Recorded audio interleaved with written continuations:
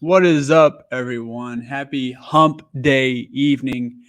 Got my boy Snyder here. We're going to talk some golf. It's the fall swing. It's my favorite time of the year. Personally, I love fall swing. I like the very end, and then I like the majors. And everything in between there is kind of murky, but these are my most profitable times, those three times. So I'm happy to be here. Snyder, you are our golf aficionado. How are you doing tonight? What do you think about the old Sanderson Farms tourney? Just looking into this now. It looks like a pretty decent an event here. I think we're gonna have the ownership kind of circulating around a few guys here, but yeah, excited to jump in on here and dive into this event. The contests aren't as great with football going on and everything, but excited to dive into this with you. Yeah, so that's the thing about contests. Like I'm a big niche sports guy. Like obviously EuroLeague, NBA preseason, NFL preseason, all that niche stuff. College basketball, I love it. So golf kind of turned into like a little bit of a niche sport, which is probably why I like fall swing Yeah. season so much. This is how I pay for NFL Classic. We all know that I suck at NFL Classic, and don't if anyone tells you they're actually good at it, they're lying. Okay, they've either hit one time. I'm still waiting. It's been a long time, but this is how I pay for those sports like golf swing season, EuroLeague, and then it helps me kind of it free rolls my NFL season because I just probably play that for entertainment. But anyways, shout out to Big T. There was a golf tourney last week, kind of important. Ryder Cup. Yeah.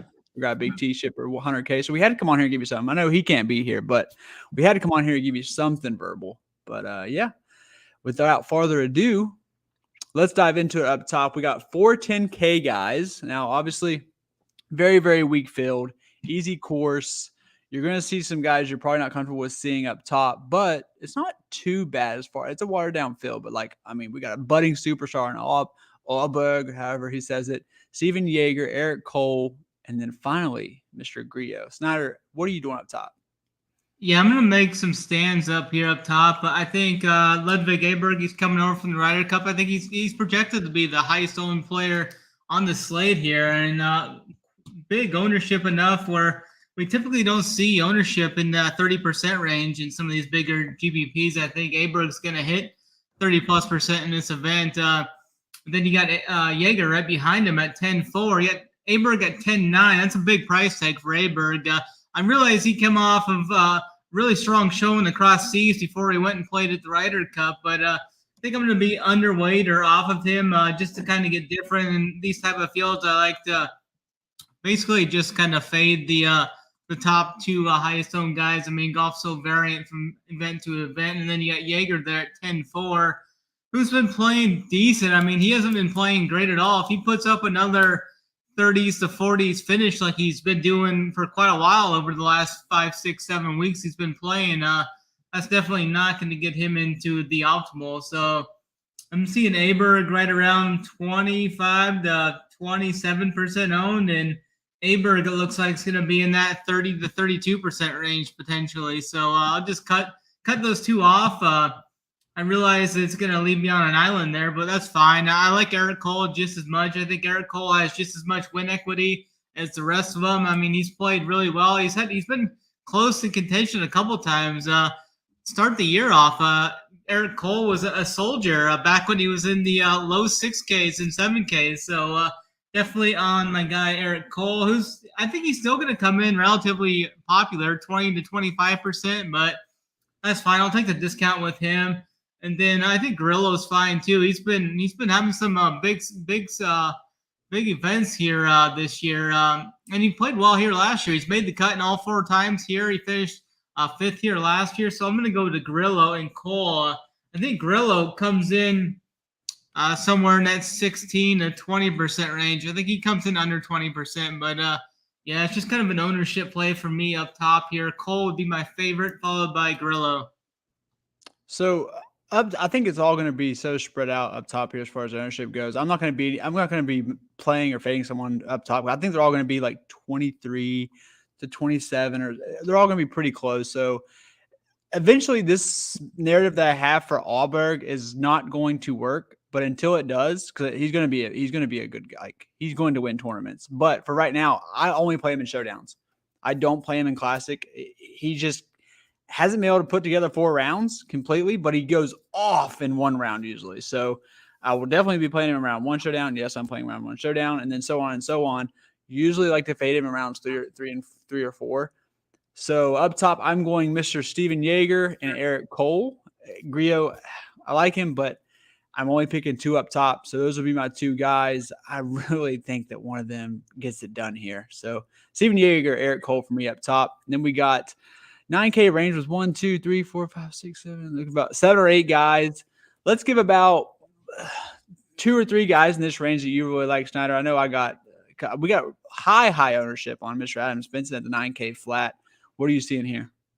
I think all these guys. I don't think any of these guys are really gonna push really 15% ownership from what I'm looking at. But I think I'll have a couple of these guys. I'm gonna really go in on Cole. I'm gonna start my lineups with him, and I'm not sure. I think I may go more of an even build after that because I'm only gonna play probably 1 to 3 teams in this event with the way contests are. I really don't see myself playing too much with NFL going on. I play a ton of volume in college football and NFL, so kind of a little lower for me during the swing season. I still like to play my 1 to 3 to 5 teams or so, but I like the upside that SH Kim really brings here. He's got that huge birdie upside, and it could be this is a birdie fest tournament. I mean, it's going to be an easier course. 9,400. I think that'll keep him. I don't see him being too highly owned. I think he'll actually come in under 10%. And so he's a great tournament play. He finished inside the top 15 here last year. In his last outing, he was second. So I love the upside that he's bringing in as well. And then Hostler. I really like Hostler at 9-2. He's been playing solid golf this year. He's a bomber off the tee as well. I think Hostler is a good option here. And then, I mean, if I was going to have to pick another guy, I mean, Doug Gim just peppers these greens. He's hitting the greens at a 76% clip here. So I really like Gim. He's not as long off the tee as Hostler, but he's hitting the fairway and the greens at a high rate. I'm going to go 2 guys I really like, and then kind of like a third GPP type play that I probably won't have my cash builds or any single entry stuff, but large field. I'm going to go Bo Hostler and Mr. Doug Gim. I mean, both guys just on approach. Bo can get hot with the putter. And then for the third, I'm going to go SH Kim. Probably a really uncomfortable price, but him and Eric Cole looked really good at the Fortinet. Not too much of a sample as far as recent golf, because it's been a while for most of these guys. So give me those 3 in the 9K range, and then we got a absolutely loaded 8K range that I'm really excited to play a lot of these guys. And I'm fine with these guys being the third guys in my lineup instead of taking 2 guys in the 9K, which you can because pricing is pretty easy. But I wouldn't mind having a second or a third guy even in this range. I think it'd be super unique for your second guy in your lineup to be somewhere down here. So what do you see in the 8K range? Yeah, I think I'm going to have 2 to 3 guys of these in most of my teams here. My favorite 2 guys in this range is going to be Sam Ryder. He's been hot coming in. He's made the cut here the last couple times. I like his upside that he's bringing in. And then I'm going to go with Lee Hodges. He won the 3M Open a few weeks back. Actually, it's probably been a month or so back now at this point. But he won that event. He was 12th a couple weeks before winning that. So he's kind of got things rolling along. He's bettered his finish here at this event the last 2 years. So like the upside that Hodges bringing in this type of event. And then Ben Griffin's another guy I typically kind of gravitate towards in these weaker type field events. 8-4 is a fair price tag for him. So I think those are my favorite guys. Garrick Higo is a guy that has great course history here. He kind of struggled coming into the end of the season there, a couple of missed cuts, but I know he was kind of a popular option at the Fortinet and kind of missed the cut there, but good course history here, getting third last year. I think that's another guy, upside guy I would look at as well. I got to be honest. I love this range so much that I'm going to have a lot of guys I'm interested in here. So sorry in advance. But starting up top, I love Smalley. I love Hubbard. I'm going to probably have every line with at least one of those guys in there. I think they have winning potential. Tom Hoagie, I mean, I don't know if it's because he looks like he has a Halloween mask on, but the guy loves the fall swing season. I always play Hoagie in the fall swing season. And the fast greens, I don't have the stats in front of me. I feel like the fast greens can't hurt him because he's such a bad putter. Sam Ryder, I feel like he's going to get steamed up a little bit, but that probably won't keep me from like taking him out of the pool like Sam Ryder.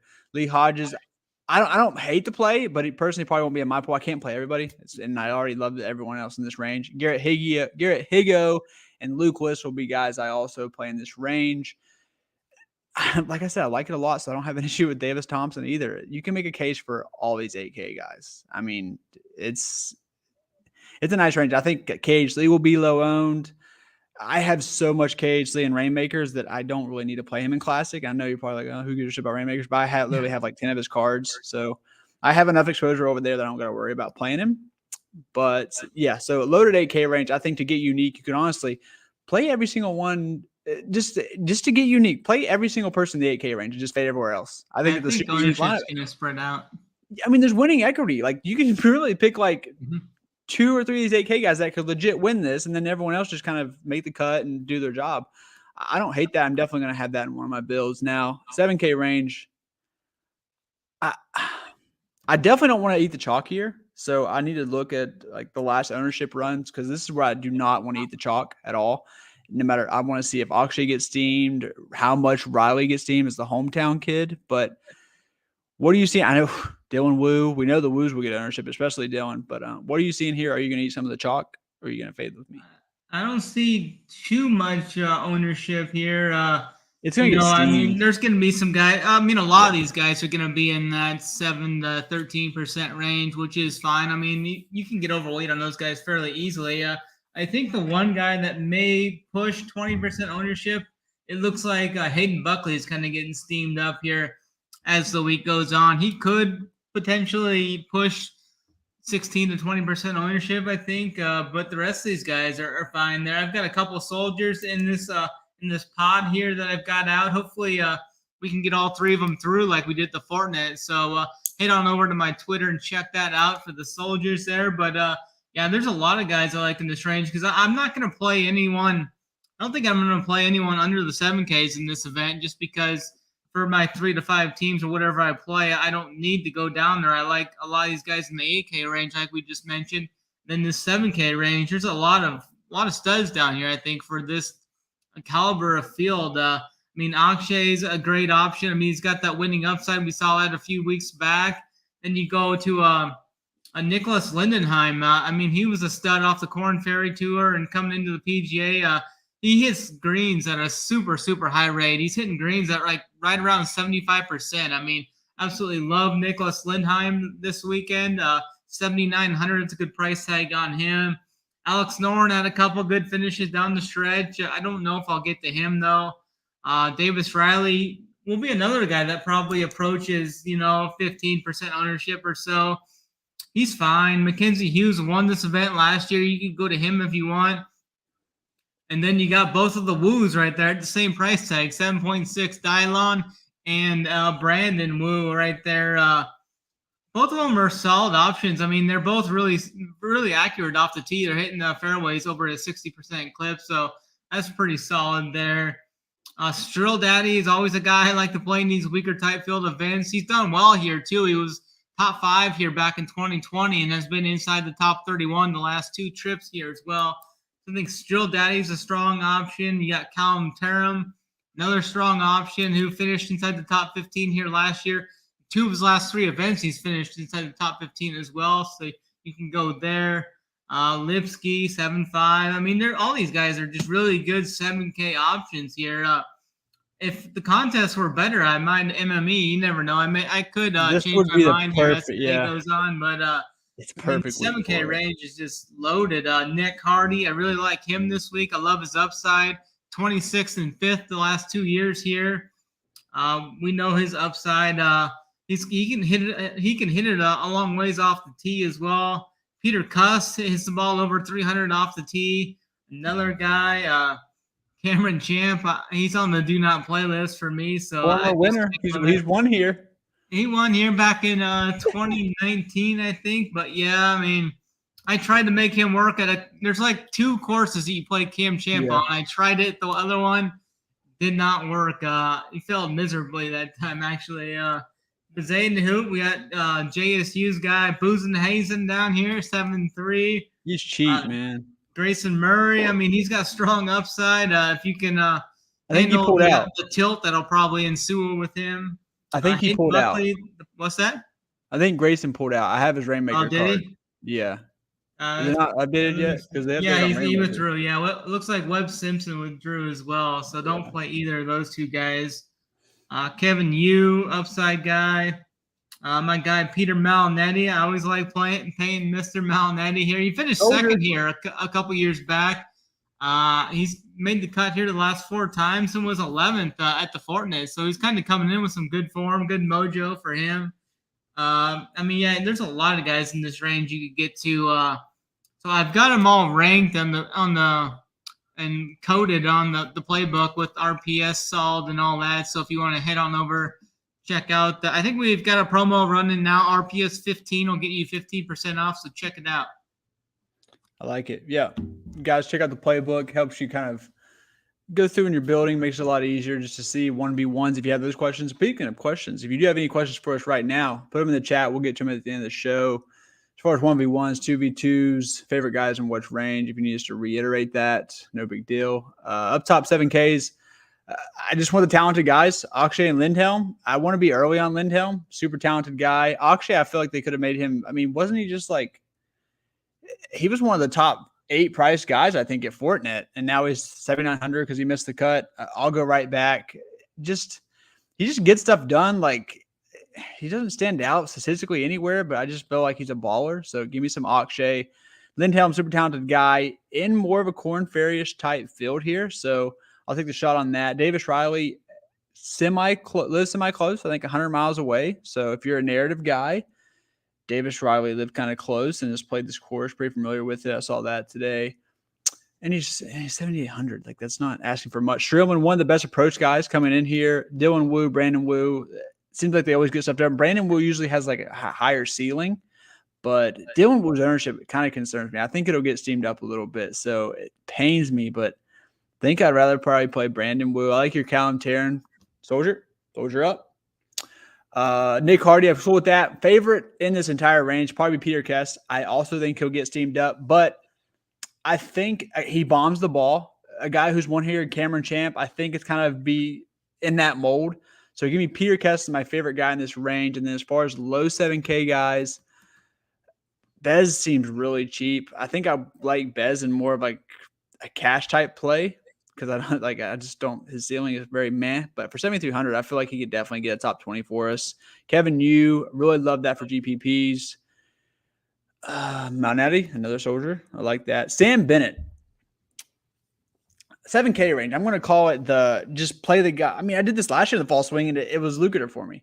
Play the guys that I think are going to kind of reach a different level. Sam Bennett's another young guy, 7,200. He's performed well in some of the majors, but then he's not performed as well as we thought in these watered down fields like this. I think that's going to turn eventually. I just think it has to. Scott Stallings, upside, I believe. I wouldn't mind that in GPPs, like you said, for MME. And then another guy I really like here is my guy, MJ Defoe, 7,100. Off the tee stuff is just popping as far as this field goes. Distance, just tee to green, MJ Defoe. He just needs to have a pot putting week, that's all you can kind of ask from some of these guys. Carson Young, Novak will be other two I like, low 7Ks. Like we said, it's a very, very loaded range. You can pick a lot of these guys. Now, I know there's not going to be too much interest, Snyder, in the 6K range, but can you pick a couple if someone does want to just go full-on studs up top and wants to jam?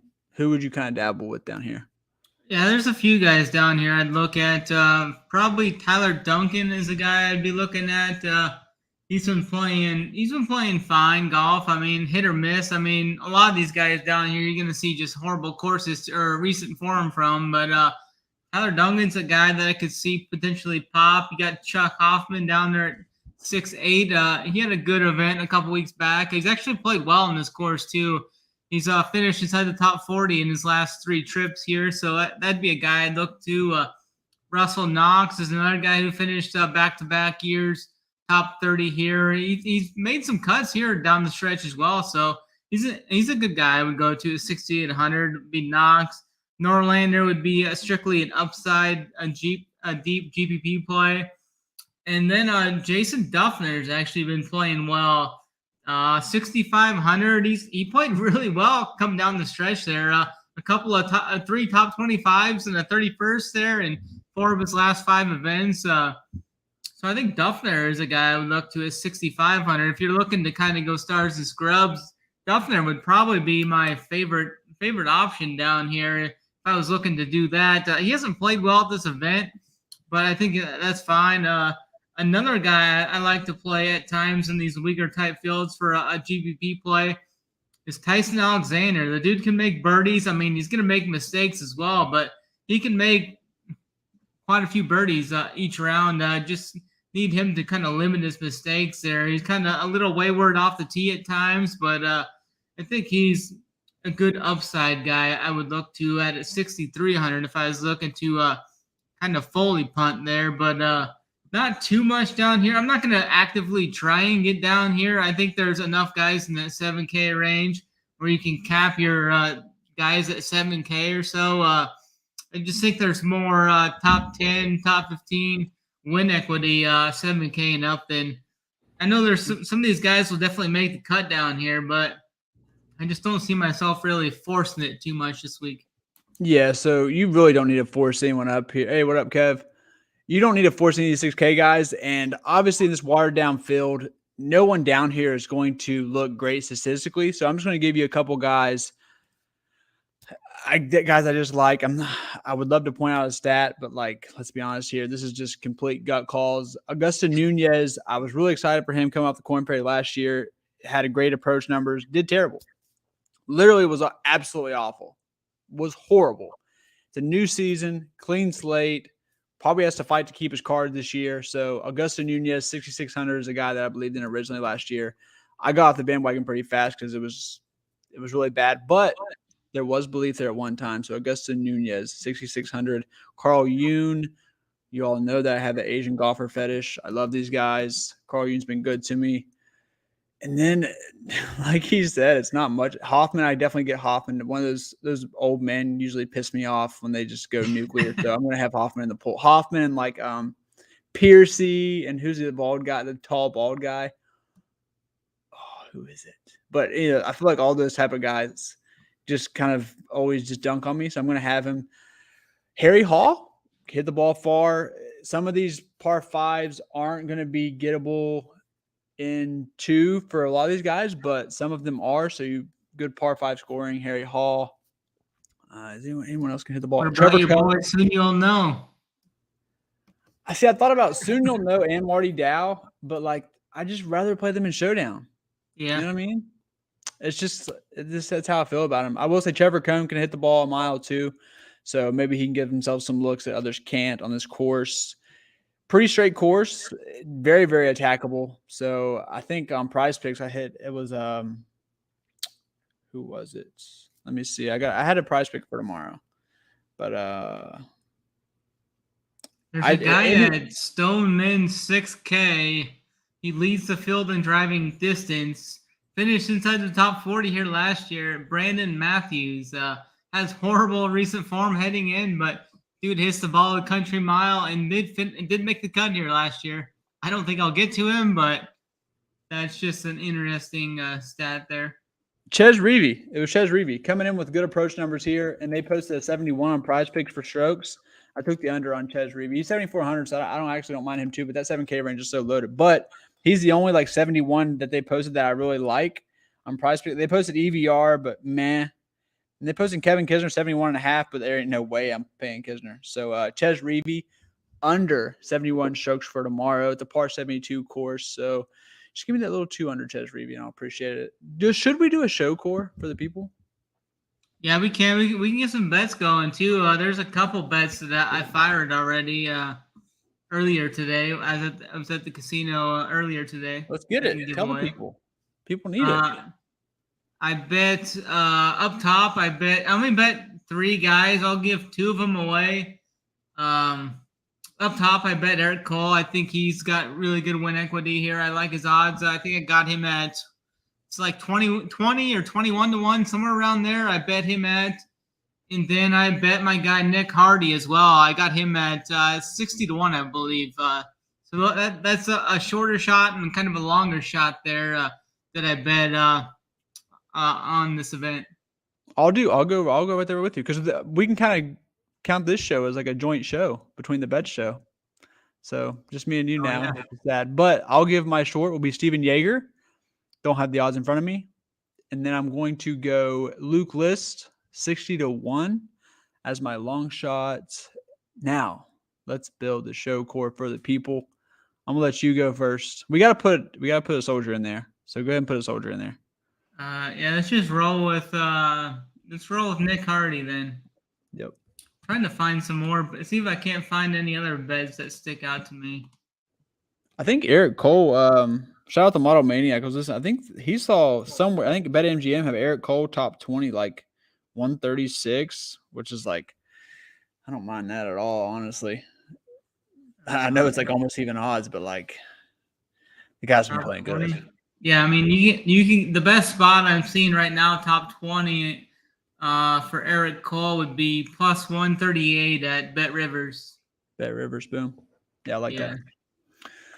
All right, my turn to put someone in this bad boy. Let me put Doug Gim, the Gim Reaper.